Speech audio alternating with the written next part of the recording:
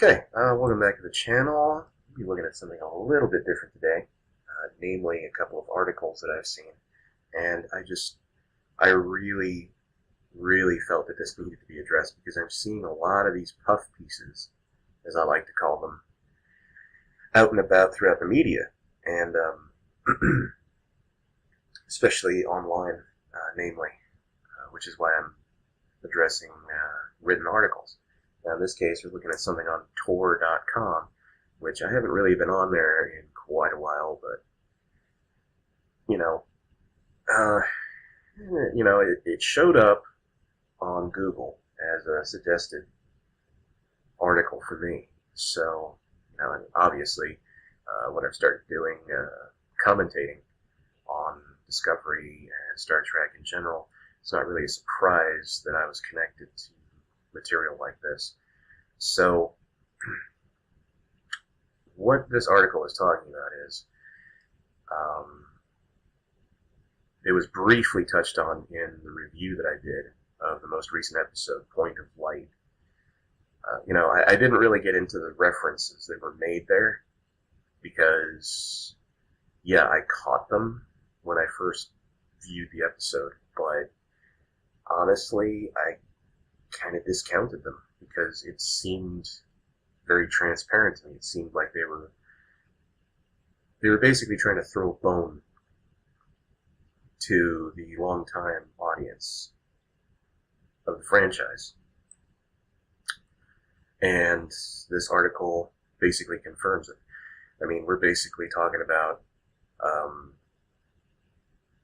they're calling back to when Star Trek Discovery first aired and how fans of the Next Generation were stoked to hear the name Kahless, who they equate to the Klingon Jesus. And they talk about how he was cloned in the TNG episode Rightful Heir. It was an interesting episode. Basically, Worf went off and did this pilgrimage to Borath because he was having kind of a crisis of faith, I guess. If I remember right, it's been a while since I saw the episode. And he went there, and basically he's sitting there, and the idea is that people who go on this pilgrimage, they put themselves through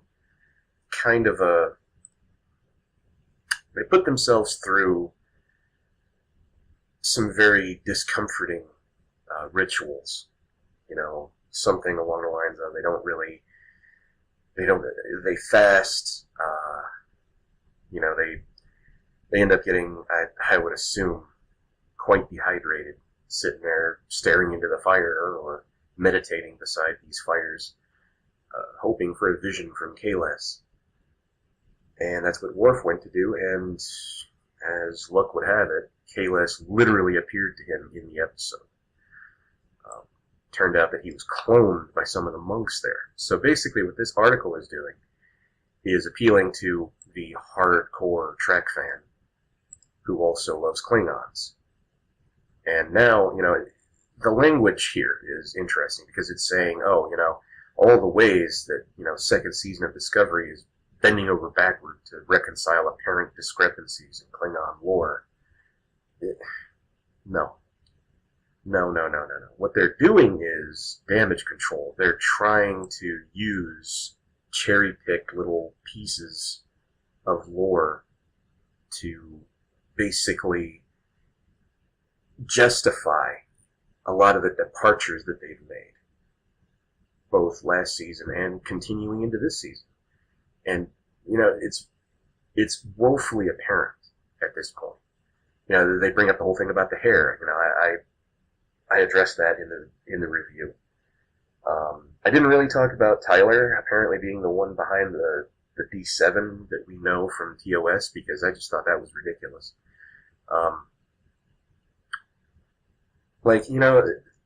Someone on the writing staff, someone in the higher echelons of the production probably thinks that these are cool little callbacks and name drops and everything like that, and this is going to smooth things over with the audience. For my part, it's kind of an insult to the intelligence of the fans. I mean, that's just my opinion on it. I'm sure that there's people who agree. I'm sure there's people that disagree.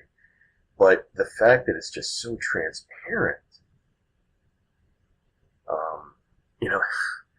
it's crazy. And, this is just the one article. So they're talking about, yeah, Boreth is populated by monks. Yeah, Giorgio mentions that in the episode. She's like, oh, your son's going to be a monk.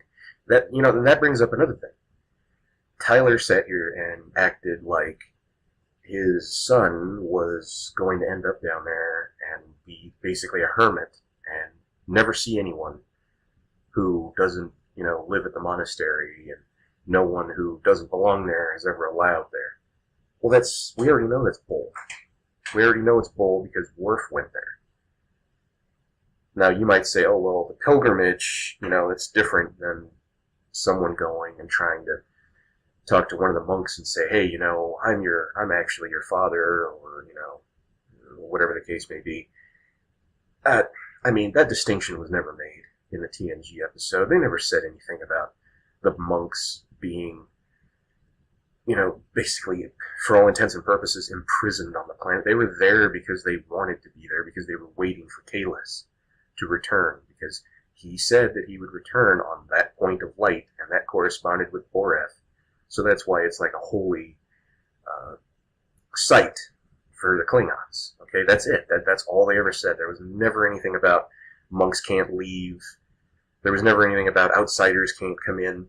And, and on top of that, in the episode of TNG, the monk that was basically the ringleader behind cloning Kahless back to life, he was on the Enterprise.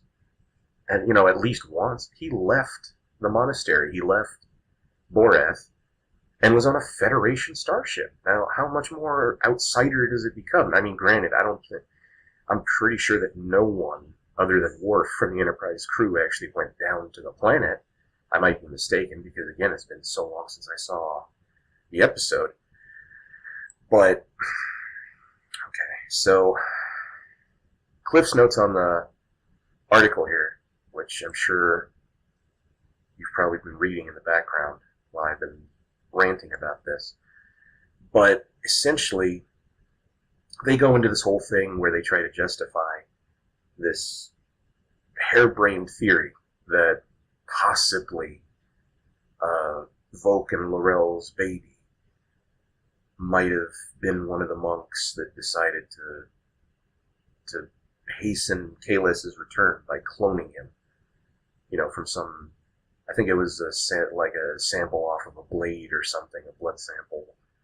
And of course, it was something that was never disturbed, so, the blood was never wiped off or anything like that. I don't know. Even then it was kind of a stretch that they managed to do that. But, supposedly he matched all the imagery and iconography. So, essentially he was a clone of Kahless. But that's neither here nor there. The point is that then they go into this whole thing trying to say, oh, well, in DS9, you had Kor and Koloth and these other guys end up on the station. I forget what that episode was called, but it was the one where they collected on that, what the hell was it, that blood oath or whatever the hell it was with Dax.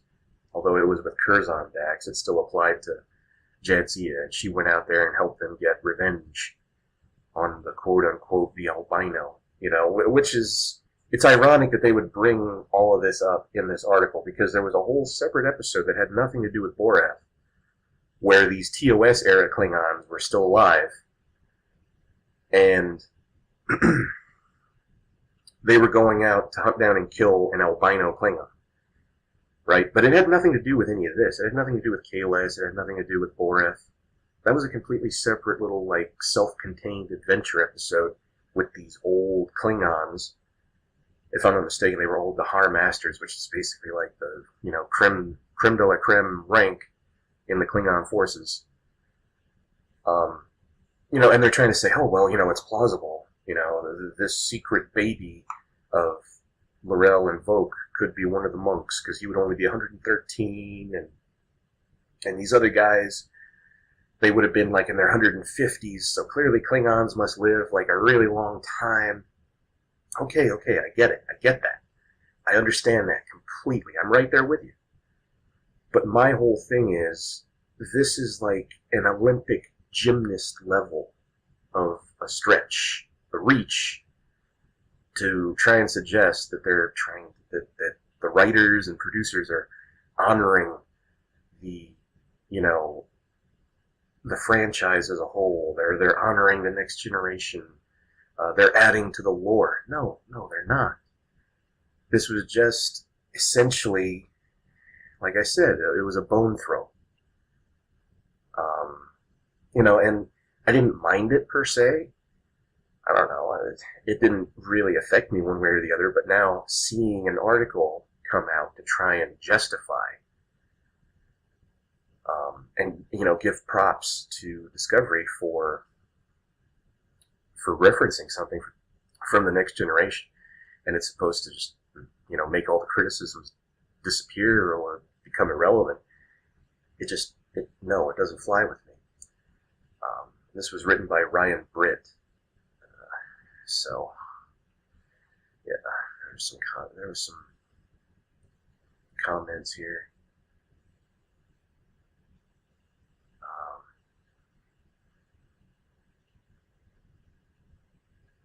Yeah, see, one of these comments is even bringing that up.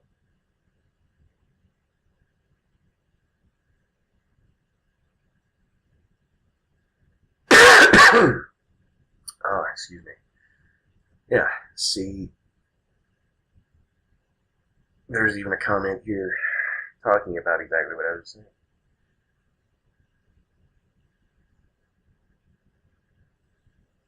Of course, I made mine, and what I was saying here is,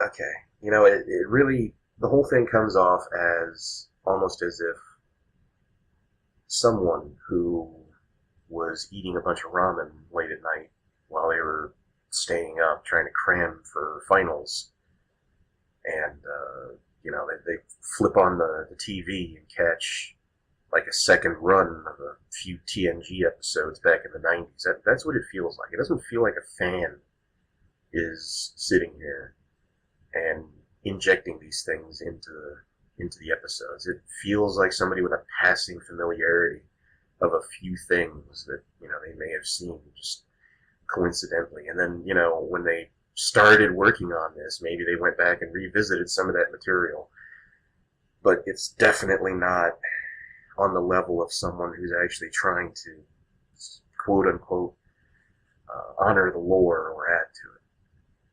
And then we got another one. Star Trek Discovery confirms why there wasn't a second Klingon War. This is by John Orkiola over at Screen Rant. Okay, so this right here is trying to throw a bunch of credit onto the writing staff and everybody else involved with Discovery for explaining why there wasn't another Klingon War during the TOS era. There's one problem with that. There was a Klingon War during the TOS era. It only lasted for basically the duration of an episode. But hostilities did commence. Open hostilities did recommence between the Klingon Empire and the United Federation of Planets. If I'm not mistaken, that was Errand of Mercy was the name of the episode, which was the one with the Organians.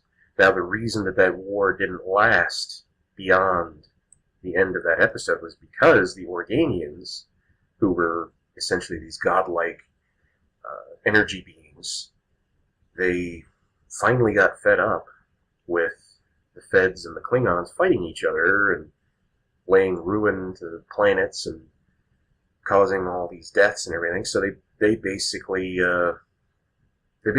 forced the two sides into an armistice. Now, it's not something that either of them were particularly happy with. I mean, if memory serves, for all their talk about pacifism and just wanting to explore, Kirk was kind of raring to go. He wanted to fight the Klingons. And, of course, the Klingons were more than happy to fight. But they were forced not to. Okay? So, again, this brings up superfluous elements within Discovery. Like, we're having this thrown at us. We're having it shoveled in our face. well, the only reason that the Klingon Empire didn't renew hostilities against the Federation was because of this female chancellor, who's working to maintain the peace.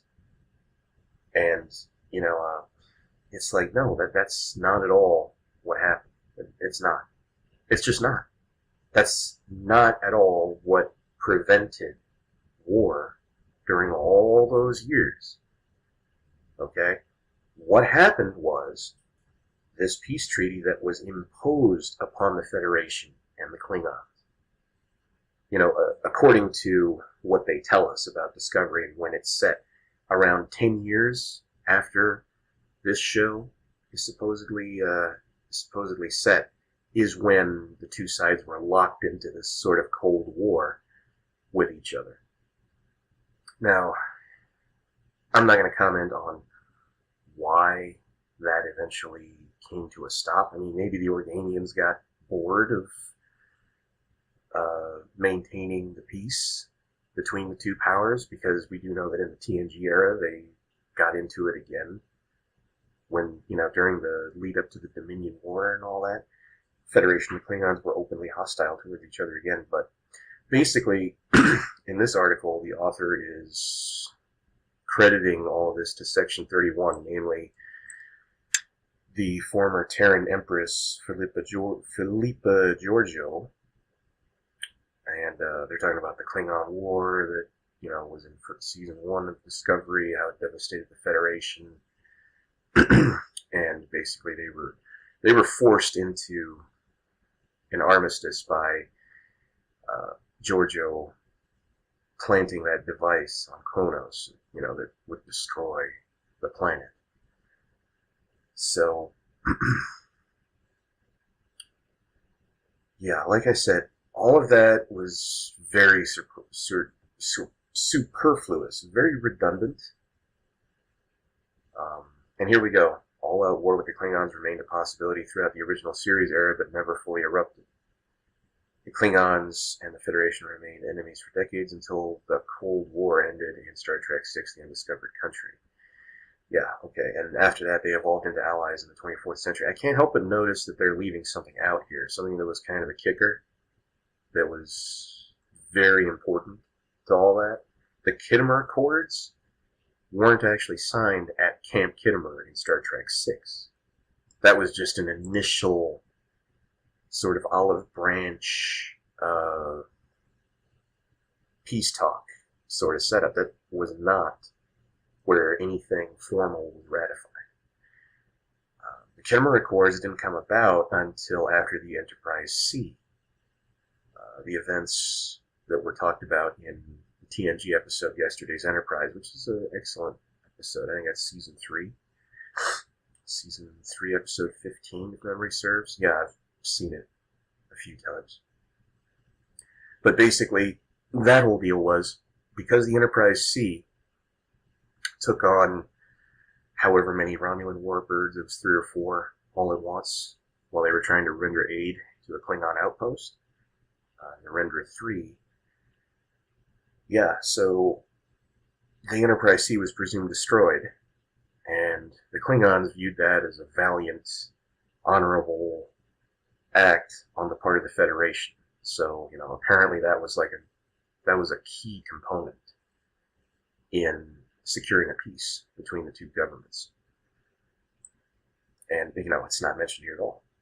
And here you go. Since Section 31 is influencing the Klingon Empire from the shadows. You know what? I'm sure that to some extent that was actually true. But to the extent that they're doing it in this show, I don't know.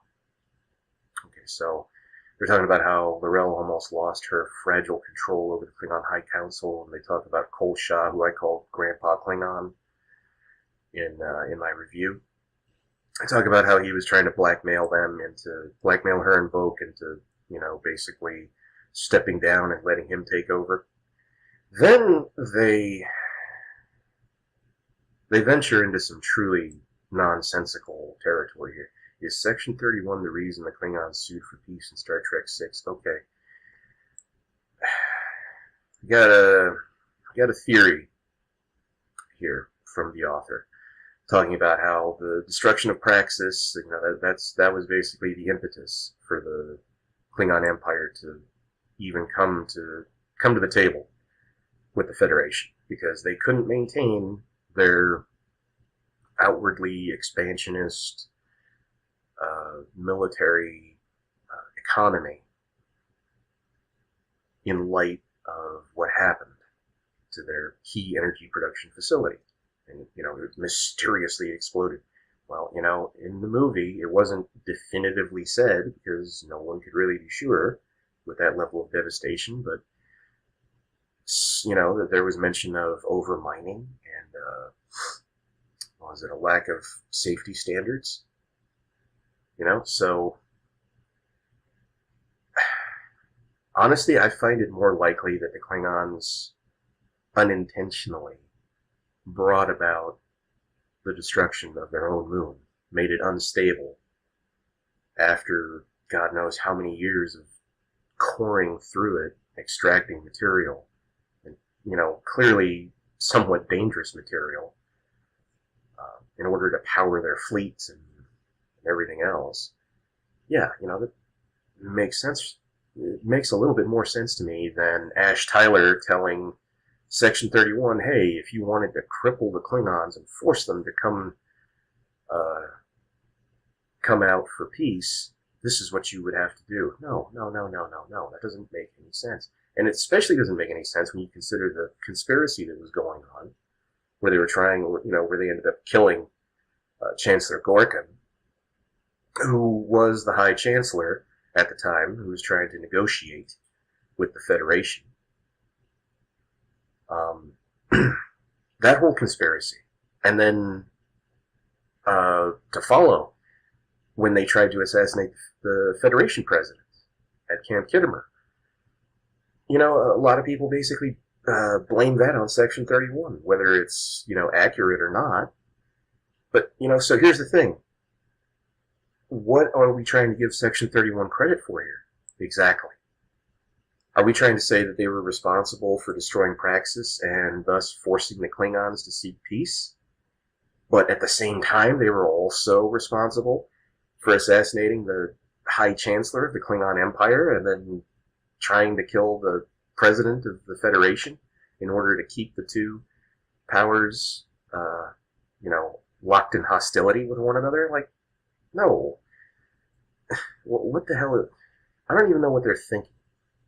Right? And, of course, they reiterate Section 31 as, I assume that's supposed to be the reason there never was a second Klingon war. Or no, wait, no, they're right. Section 31 as the reason there was never a second Klingon war is just a theory. But to quote Spock in Star Trek VI, it's a theory that happens to fit the facts. Really? Does it? I don't know that it does. Star Trek Discovery is cleverly using the black badge-wearing agency to provide new perspectives into what fans know about Star Trek history, at least until Section 31 gets its own spin-off. Yeah, don't count your chickens before they hatch, because all the press that's out there right now is not looking very kind upon Discovery having a very long run, let alone spawning any spin-offs. They're having a very guarded approach. Okay. This far into the run of their season, because you have to remember, this isn't like Star Trek, the original series, or the Next Generation, or Deep Space Nine, or even Voyager and Enterprise, where you're talking like 20 plus episodes per season. No. The order of the day now seems to be limited run seasons. With, there's some exceptions out there. But a lot of shows have compressed everything down to, 15, 16 episodes or less. And Discovery's no different. There's going to be, maybe a little bit over a dozen episodes in season 2. They're already getting ready to release episode 4. Which means they're about halfway through the season. Actually, being aired. Now, how long they've actually had everything filmed and post-production wrapped and everything like that, they haven't even gotten a green light for a 3rd season. And they're already sitting here talking about a Section 31 spinoff with Michelle Yeoh. I've got news for you. Michelle Yeoh she's not going to sign on to something that's a shoestring operation. And there's not even funding, as far as we know. There's not even funding for any of these spin-offs yet. There's not even confirmed funding for the Picard show that they, kept talking about for a while there. No, I don't think it's clever at all what they're doing with Section 31. I think they're cheapening the organization as a plot element. Certainly. They're using it to glue together parts of canon that really didn't need to get glued together. And like I said, the whole thing is very redundant. It's honestly something that wasn't needed, like, ever. We understood what the chain of events was. We understood how certain things happened. We don't need to have it revisited and recredited, in many cases, to characters that, frankly, they do not, fit into the franchise as a whole, especially not, I'd say, that era of the universe.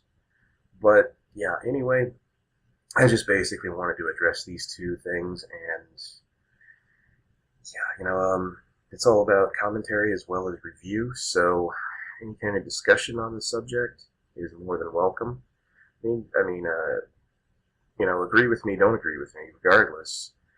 It's just my take on it. I understand that there might be angles that I haven't really explored, that I haven't really considered, and I'm always open to having my mind changed, based on new evidence, based on a new perspective. So, yeah, feel free to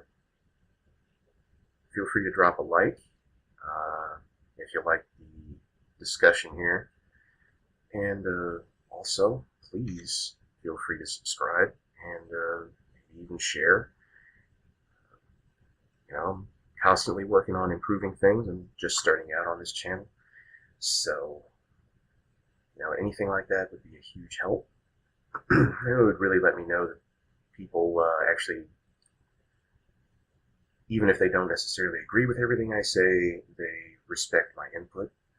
And, as a lifelong fan of this franchise, I really felt like, I needed to add my voice to the discourse, whether it was necessarily one that was welcome or not. So, like I said, just go ahead, like, subscribe, share, and have a good day.